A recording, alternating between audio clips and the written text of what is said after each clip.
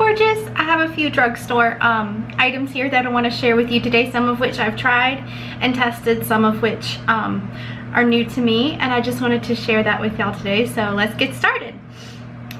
First off, I have the, we'll do these liquid lipsticks first. I think I shared one of these in my last haul.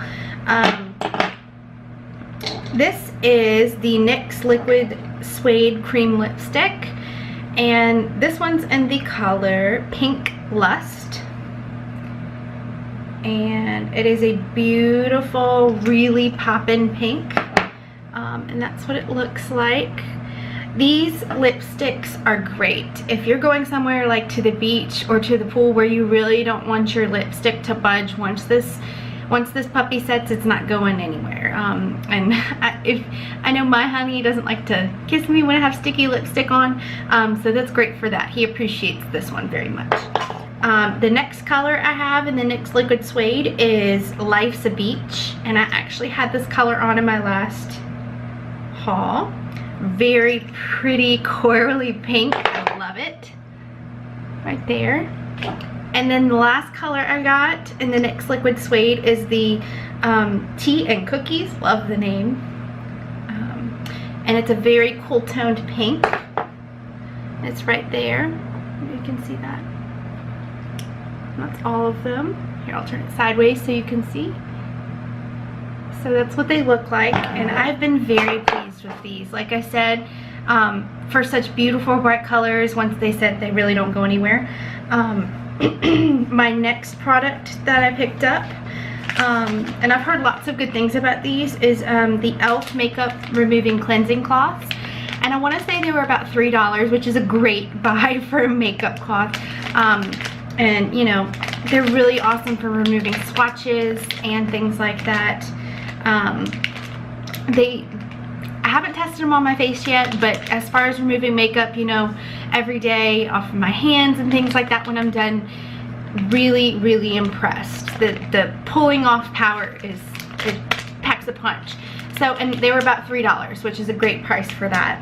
And next, along with some hair care products, is the Loreal Everpure Sulfate Free Color Care System, and this is the conditioner. I have two of the conditioners, but I also have the shampoo in my shower, and I have to say all of them are great. If you have colored hair, if you don't want things to fade quickly. This is in the scent Rosemary, and it's the moisture conditioner. It is an anti-fade system, and it's for dry colored hair. I don't really have dry hair, but it's really good with the moisturizing and everything. Not my favorite scent for these products, but for what it does for my hair, especially with having red hair, being it fades so quickly, it really, and having a treated water system where I live, I like what it does for my hair. And this one in the gold is the Nourishing Conditioner, and it is again just the same one, except for it's in the Nourishing Conditioner. This one's in Moisture Conditioner. I like the gold one a little bit better. It seems a little more nourishing and moisturizing.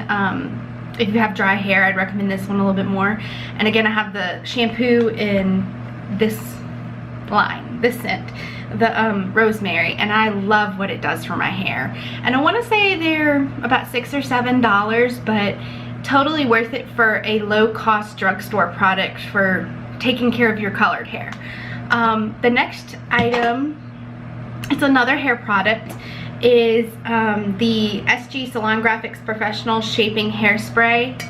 And I think you can get this at Sally's. I got mine at CVS, but I've gotten it at Sally's before too. And I use this, my hair doesn't move once I spray it. This isn't, like I said, the super holds. You testing out from the drugstore. Some a little bit more than others, so without further ado, this is the NYX Cheek Contour Duo Palette in Double Date. And I was very excited thinking that this might be a dupe for my Anastasia palette, specifically the color Java. It's a cooler toned bronzer, and it's a little bit expensive, but it's my favorite color. So I wanted to try this out and see, and I'm pretty excited, guys. I think it's an exact dupe. So I'm gonna try it out on my other hand,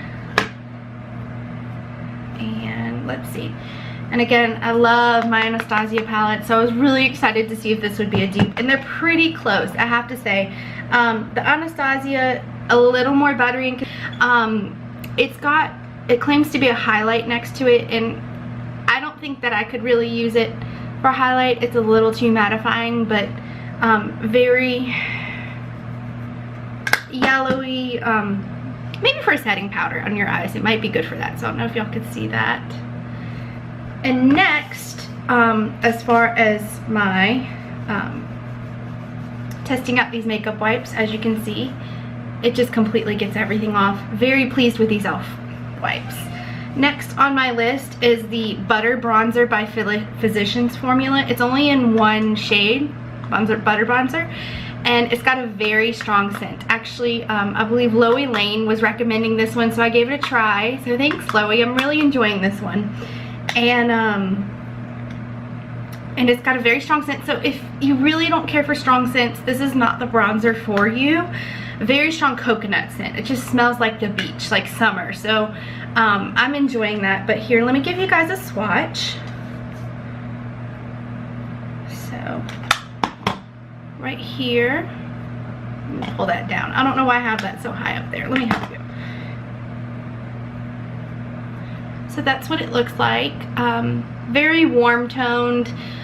When you apply it, it's such a luxurious experience. It smells like summer, and the packaging is so beautiful. Like you can see, let's see,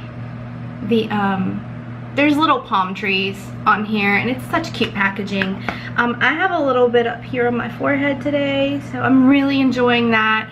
And you know, I've had coworkers pass me and tell me, wow, you smell great. And I really think it's the bronzer, y'all, because I wasn't wearing any spray that day, so that was really fun. It's always nice to smell good. Next on the bronzer list is, this is Wet n Wild's Dolce de Leche, and I was really sad that they discontinued their other shade. The Dolce de Leche used to be a cooler tone shade, and being a fairy skin redhead, I always tend to use cooler toned bronzers, and they discontinued it and made a more warm tone to the Dolce de Leche now. So this is what this color looks like now. It used to be, it's a very big size, so that was really exciting. You know, more product for such a very cheap price. So this is Dolce de Leche Wet n Wild's contouring kit, and I've used this before. It really is similar in consistency to the butter bronzer and in tone.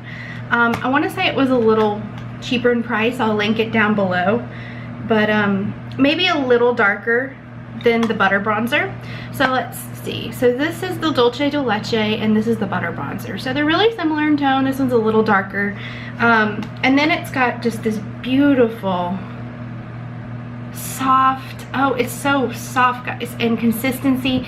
It's got this powder next to it, and it's just so soft. I've used their powders before in other palettes similar to this, and it never disappoints me. I always use it for a setting powder, and it's wonderful. It really competes with those high-end products in softness and quality. So I would highly recommend this. Next on the list, there were a few concealers that I picked up. This is the Maybelline Instant Age Rewind. This is my favorite purpley eye combatter for those purpley panda eyes underneath, you know, your eye area. I struggle with the purple panda eyes, and this is just great. This is actually in the shade Brightener and Illuminator. It's kind of got a peachy tone to it, so that's why I say it's great for those under eyes. I don't know if it transfers on camera, but it does have a little bit of a peachy tone. I have some under my eyes and a little bit on my forehead and chin and nose, and it just illuminates everything on your face. It's a very pleasant, easy thing to blend. You know, you twist it and the product comes out. So really, this is I highly recommend it. It's pleasant to use, it blends well. This is my go-to concealer. Next is something a little new to me. It's the Rimmel Match Perfection, and I got this, what color did I get in this? In 125 Fair. and it's got a little brush at the end, and it just, you know, you kind of paste it on there. And I'm still experimenting with this. It's very illuminating. I like to use it around closer to my cheek area and to my nose, and it really gives kind of an illuminating effect. You could probably use it for spot corrector too. If you got it in maybe one shade darker, you could use it to correct that purpliness under your eyes too, but I just use it for illuminating. I'm pretty pleased with this. Like I said, I'm still experimenting with it, but I'm enjoying it. It's pretty easily blendable. You know, it claims to be a 2-in-1 concealer and highlighter, and I will say it's a great highlighter. And I haven't used it for spot treatment, but as far as for the highlighting effect, it's been pleasant to work with, and it stays. So next on my list, I have a few lash products. I have the, you can tell I've really loved on this, you guys. The writing is coming off.